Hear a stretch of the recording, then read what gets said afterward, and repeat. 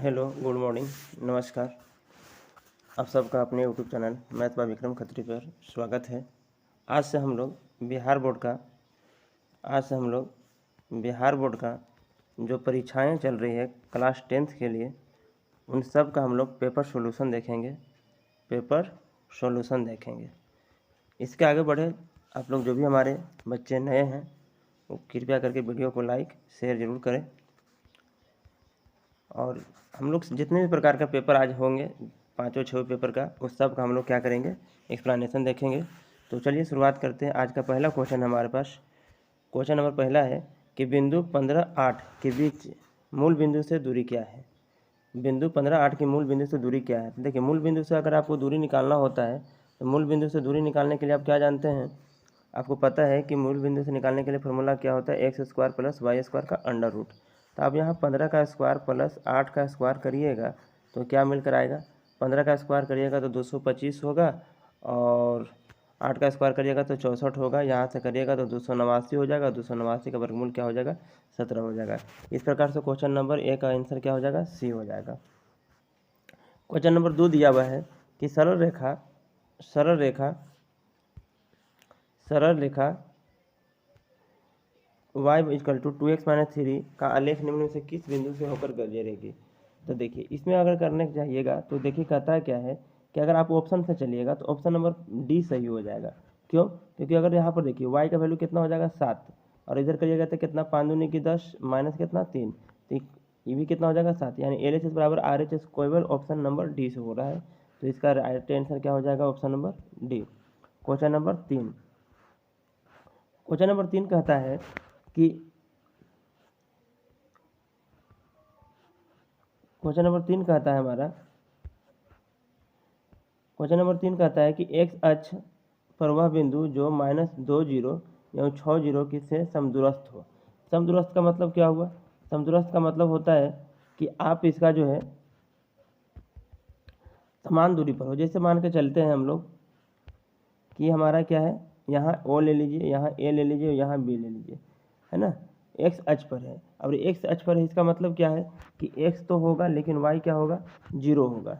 और यहाँ अगर दिया हुआ है -2 और 0 दिया हुआ है, इधर अगर आप करिएगा तो 6 और 0 दिया हुआ है। तो इसको और जब आप सोल्यूशन करिएगा तो देखिए इसमें क्या करेंगे, OA बराबर OB करेंगे, OA बराबर OB करेंगे। और जब यहाँ से अगर आप बात करिएगा तो एक्स का वैल्यू निकल कर आएगा 2। एक्स का वैल्यू क्या निकल कर आएगा, एक्स का वैल्यू निकल कर आएगा 2।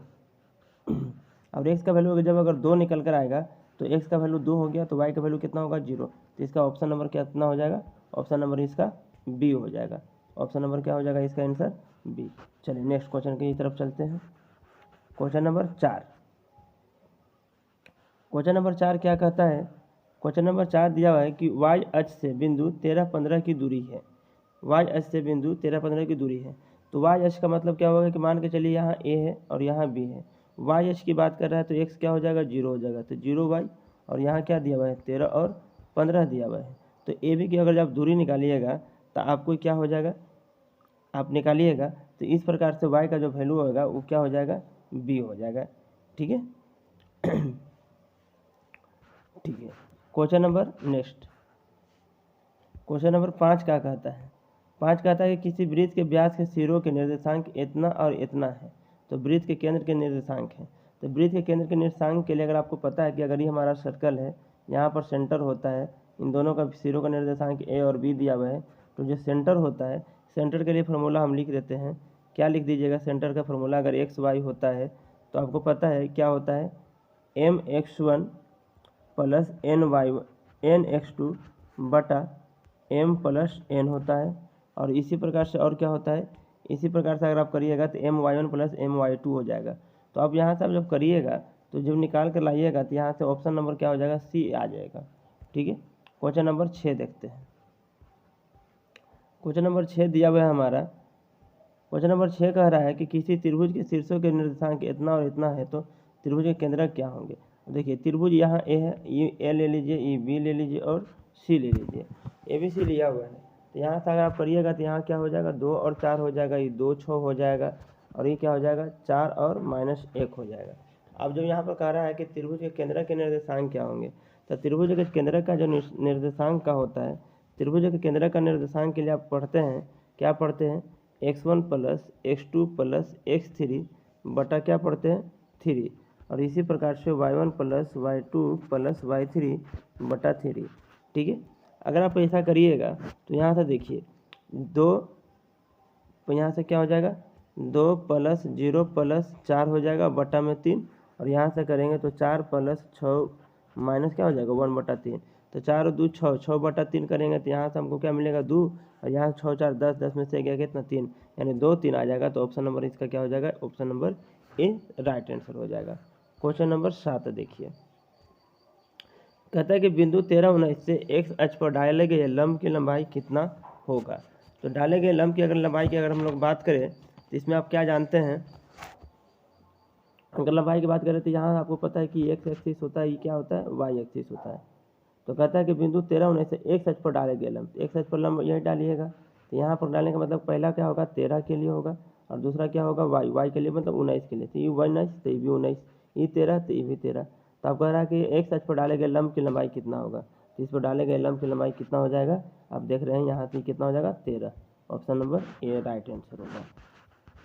चलिए क्वेश्चन नंबर 8 देख लेते हैं। कहता है कि बिंदु -2 8 एवं -6 4 को मिलाने वाला रेखाखंड का मध्य बिंदु किस चतुर्थांश में है।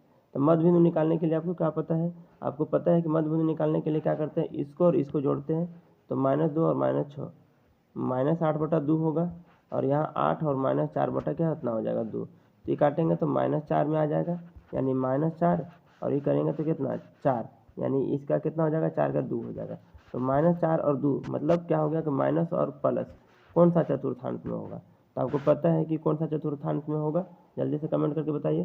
तो ये आपका जो होगा है ना द्वितीय चतुर्थांश में होगा। कैसे, आप देखिए द्वितीय चतुर्थांश में कैसे होगा कि आपको पता है, क्या पता है कि ये देखिए ये आपका फर्स्ट क्वाड्रेंट प्लस प्लस, ये क्या होता है आपको पता है माइनस प्लस, ये क्या होता है माइनस माइनस, ये क्या होता है प्लस और माइनस होता है ना।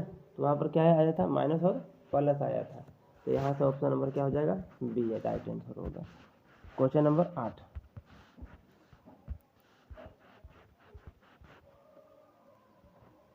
क्वेश्चन नंबर 9 कहता है कि P00 Q इतना है और R इतना, त्रिभुज PQR के शीर्षक है, तो PQR का क्षेत्रफल क्या होगा। देखिए बहुत बढ़िया क्वेश्चन दिया हुआ है, ठीक है। तो त्रिभुज का क्षेत्रफल आपको बताया हुआ है, त्रिभुज का क्षेत्रफल आप क्या जानते हैं, आप जानते हैं हाफ, है ना।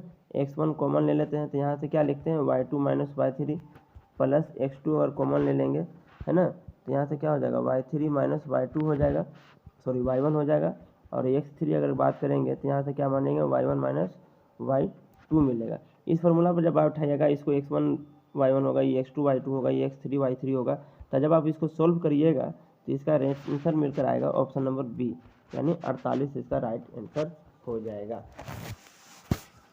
चलिए क्वेश्चन नंबर हम लोग चलते हैं 9वां के बाद हम लोग 10वां पर आते हैं। 10वां में कह रहा है कि किसी त्रिभुज के शीर्ष बिंदु 0 6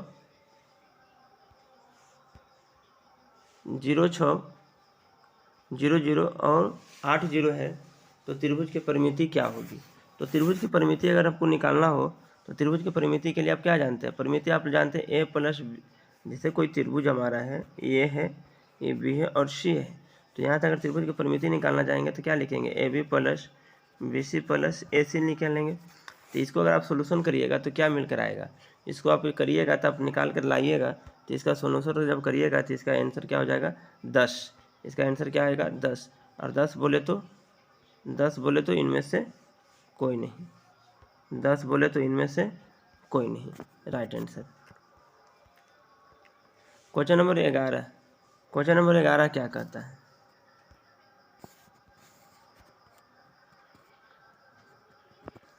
क्वेश्चन नंबर 11 क्या कहता है, क्वेश्चन नंबर 11 कहता है कि दो रैखिक समीकरणों को लेखा चित्र यदि समपाती तो उनके कितने हल होंगे। समपाती का मतलब होता है एक ही बिंदु से होकर जाने वाला, और जब एक ही बिंदु से जाने वाला होगा तो इसका क्या हो जाएंगे, इसका अनगिनत हल हो जाएंगे। ऑप्शन में अगर 11 के बाद 12 देख लीजिए। कहता है कि आलेख किस प्रकार की सरल रेखाएं करेगा, तो इसका जब x और y का जब सोल्यूशन निकालिएगा तो ये आपको निकल कर आ जाएगा प्रति छेदी सरल रेखाएं। क्वेश्चन नंबर 13 देखिए, 13 में कहता है कि x-1 बराबर 0 का आलेख कैसी सरल रेखा होगा। तो देखिए x-1 बराबर क्या दिया हुआ है 0, तो x बराबर कितना हो जाएगा y हो जाएगा। और x बराबर y का मतलब क्या हुआ कि जो जो x का वैल्यू होगा वही वही क्या होगा y का भी होगा। ये x और y अगर ये 0 तो ये भी 0, ये कही तो ये भी 1, इसका मतलब ये कैसा आएगा मूल बिंदु से जाएगी। ऑप्शन नंबर 14, क्वेश्चन नंबर 14 में क्या कहता है कि निम्नलिखित में कौन द्विघात समीकरण है। इसमें बड़ा आसान है, देखिए यहाँ से आप करिएगा तो 4x क्यों मिल रहा है, तो ये तो होगा नहीं। यहाँ देखिए एक्स स्क्वायर इतना दिया हुआ है तो ये हो सकता है, लेकिन यहाँ पर देखिए इसको जब आप गुना करिएगा 2x² और x को गुना करिएगा तो क्या मिलकर आ जाएगा 2x3, तो ये भी नहीं हो पाएगा। और यहाँ पर देखिए इसको 4x² है और जब इसको गुना करिएगा तो 4 दूनी के 8x3 हो जाएगा, तो ये भी नहीं होगा। तो ऑप्शन नंबर कौन बच गया, ऑप्शन नंबर बी बच गया।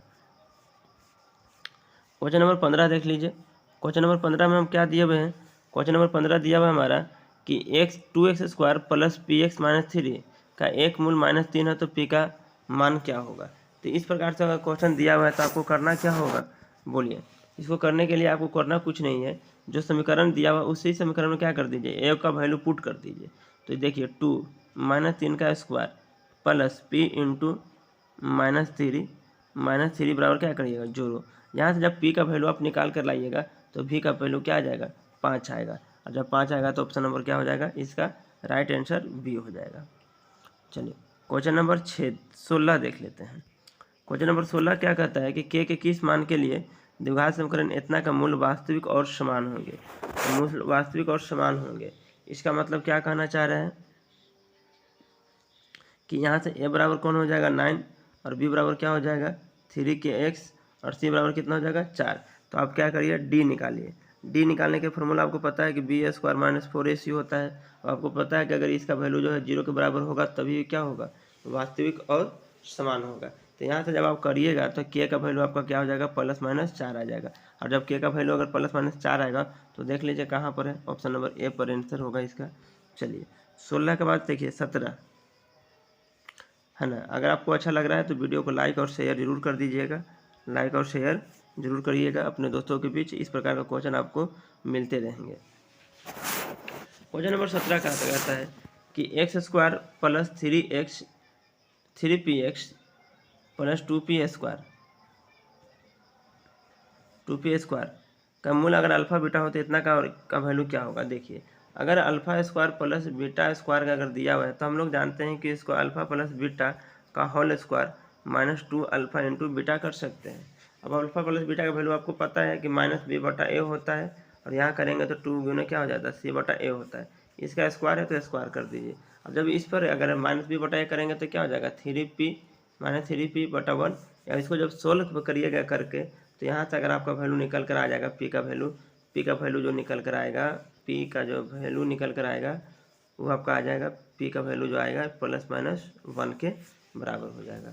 चलिए नेक्स्ट क्वेश्चन, क्वेश्चन नंबर 18 कहता है कि द्विघात समीकरण a² p² x² - q² बराबर 0 के मूल होंगे।